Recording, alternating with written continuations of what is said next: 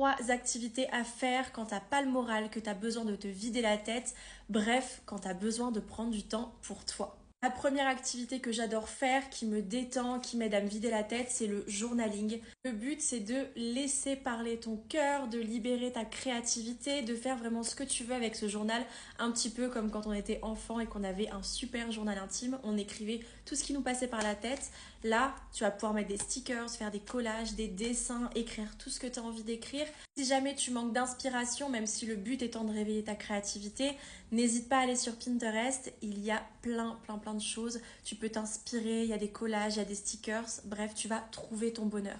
La deuxième activité qui m'aide littéralement à vider mon esprit, à ne penser à rien, à chasser mes angoisses, c'est le coloriage. Ça, c'est juste incroyable. On sous-estime beaucoup le coloriage. Il y a beaucoup de personnes qui pensent que c'est uniquement pour les enfants, mais alors pas du tout. Celui-là, je l'ai payé 10,90 € au Furet du Nord, mais après, tu en as vraiment partout. Sur Amazon aussi, tu en as.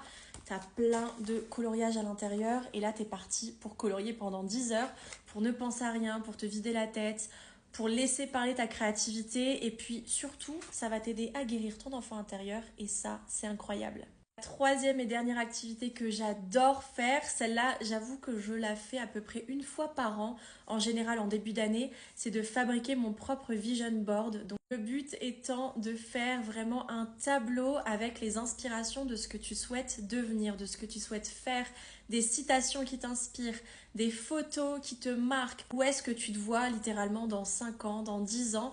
Et je trouve que c'est génial quand on veut se vider la tête, toujours encore une fois utiliser notre créativité et se rebooster en fait, se remotiver avec nos objectifs de vie. Dis-moi en commentaire tes 3 activités préférées quand ça ne va pas bien et surtout n'hésite pas à me suivre sur ce compte pour voir mes prochains contenus.